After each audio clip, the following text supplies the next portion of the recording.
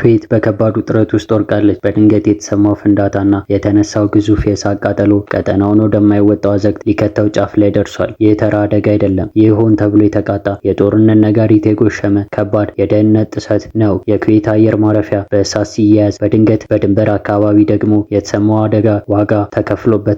ነገሮች ከቁጥጥር ውጭ ሆነዋል። ኢራንና ተባባሪዎቿ በዚህ ጉዳይ እጃቸው አለ ተብሎ መረጃ እየወጣ ይገኛል። ዓለም ትንፋሹን ውጦ እየተመለከተ ነው። ቀጣዩ ኢላማ ማን ነው? ይህ የሶስተኛው የዓለም ጦርነት መጀመሪያ ይሆን? በኩዌት ምድር የታየው ነገር እጅግ አስፈሪ ነው። ከስፍራው የሚመጡ መረጃዎች እንደሚያመለክቱት በአገሪቱ ወሳኝ በሆነው የኩዌት ኢንተርናሽናል አየር ማረፊያ አካባቢ ከፍተኛ የሆነ የእሳት ቃጠሎ ተነስቷል። ይህ ቦታ የአገሪቱ የልብ ትርታ ነው። የአየር ማረፊያ አቃጥሎ የሚወጣው ወፍራም ጥቁር ጭስ የከተማውን ሰማይ የሸፈነ ሲሆን የአደጋ ጊዜ ሰራተኞች እሳቱን ለመቆጣጠር ሲረባረቡ መዋላቸው ተዘግቧል።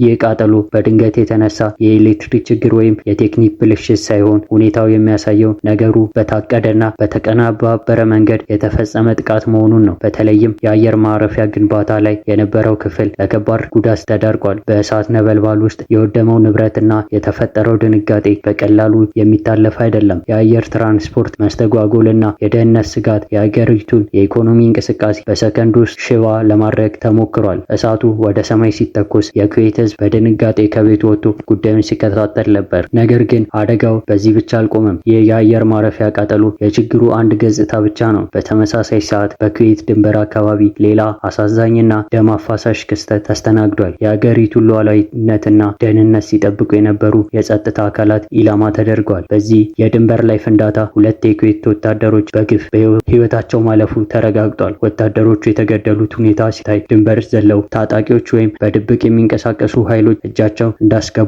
ያመለክታል። ይህ የድንበር ጥቃትና የአየር ማረፊያ ቃጠሎ በአንድ ጊዜ መከሰቱ ነገሩን የአጋጣሚ እንዳይሆን ያደርገዋል። ጠላት በሩን መስኮቱንም በአንድ ጊዜ እየደበደበ ነው። ይህ የተቀናጀ የሽብርና የጦርነት ጥሪ ነው። ወታደሮች የወደቁት የራሳቸውን መሬት ለመከላከል ሲሉ ነው። ነገር ግን ከጀርባው ያለው ኃይል ከባድ መሳሪያ የታጠቀና በደንብ የተደራጀ መሆኑ ፍንጮች ያሳያሉ። ጣቶች ሁሉ ወደ አንድ አቅጣጫ መቀሰር ጀምረዋል። ኢራን በቅርቡ ጊዜያት በቴህራንና በባህረ ሰላጤው ሀገራት እንዲሁም በምዕራባውያን መካከል ያለው ውጥረት ጣራ ነክቷል። ኢራን በቀጠናው ያላት የበላይነት ለማሳየትና ተቀናቃኞቿን ለማሽመድመድ የተለያዩ ስልቶችን እንደምትጠቀም የአደባባይ ሚስጥር ነው። ይህ ጥቃት የተፈጸመው ኢራን ወታደራዊ አቅሟን እያጠናከረችና በተለያዩ አቅጣጫዎች ማስጠንቀቂያዎች በምትሰጥበት ወቅት ነው። ተንታኞች እንደሚሉት ኩዌት አሁን የዚህ የኃይል ሹክቻ መፈተኛ ሜዳ ሆናለች። ኢራን በቀጥታ ሆነ በተዘዋዋሪ በምትደግፋቸው ሚሊሻዎች አማካኝነት የባህረ ሰላጤውን ሀገራት ደህንነት አደጋ ላይ እየጣለች እንደሆነ በርካታ ዘገባዎች ያመለክታሉ። በተለይም በኢራቅና በየመን የሚገኙ የኢራን ተላላኪ ኃይሎች ከዚህ በፊት መሰል ጥቃቶችን በሳውዲ አረቢያና በተባበሩት አረብ ኤምሬቶች ላይ ሲፈጽሙ እንደነበር ይታወሳል። አሁን ደግሞ ተረኛዋ ኩዌት ሆናለች።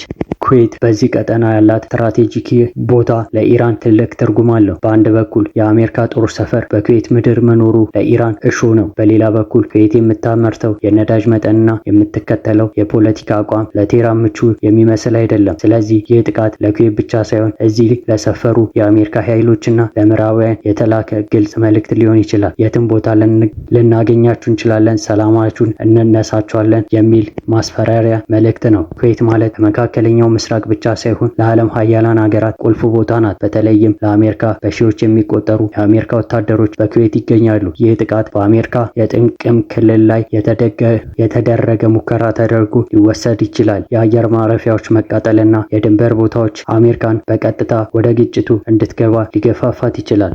አሜሪካ በአካባቢው ያላትን የጦር መርከቦችና የአየር ኃይል እንቅስቃሴ እያጠናከረች ባለችበት በዚህ ሰዓት ኩዌት ውስጥ የተፈጠረው ቀውስ የነዳጅ እሳት ላይ ቤንዚን እንደማርከፍከፍ ነው። ዋሽንግተን ይህንን ጥቃት ዝም ብላ የምታልፍ አይሆንም። ምናልባትም የአጸፋ እርምጃ ለመውሰድ ወታደራዊ ዝግጅቷን ልታጠናክር ትችላለች። ይህ ደግሞ ቀጠናውን ወደ ሰፊ ጦርነት ሊለውጠው ይችላል።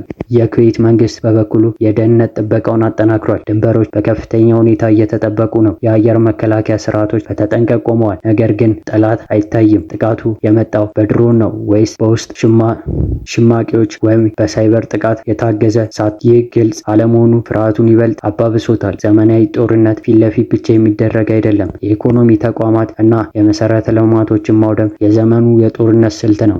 ኩዌት የዓለም የነዳጅ ማከማቻ ናት። እዚህ የሚፈጠረው ማንኛውም የጸጥታ ችግር በዓለም የነዳጅ ዋጋ ላይ ከፍተኛ ተጽዕኖ አለው። አየር ማረፊያ የተቃጠለ ማለት የንግድ እንቅስቃሴ የተገታ፣ ኢንቨስተሮች በረገጉ ማለት ነው። ዓለም አሁን ካለበት የኢኮኖሚ ቀውስ ሳታገግም የኩዌት መመታት ሌላው የዋጋ ንረት ሊያስከትል ይችላል። የነዳጅ መውጫ ቦታዎችን ወይም የመላላኪያ ወደቦችን ቀጣይ ኢላማ ቢሆኑ ይህ ጥያቄ የዓለም መሪዎች እንቅልፍ ይነሳል። የፋይናንስ ተቋማትና የነዳጅ ኩባንያዎች ሁኔታውን በቅርበት እየተከታተሉ ነው። አንዲት ጥይት በኩዌት ተተኮሰች ማለት በኒውዮርክና ለንደን የገበያ መድረኮች ላይ ዋጋ ንረት ይታያል ማለት ነው። ኢራን ይህንን ታውቃለች። ጠላቶቿን በኢኮኖሚ የማዳከም አቅም እንዳላት በተግባር እያሳየች ነው።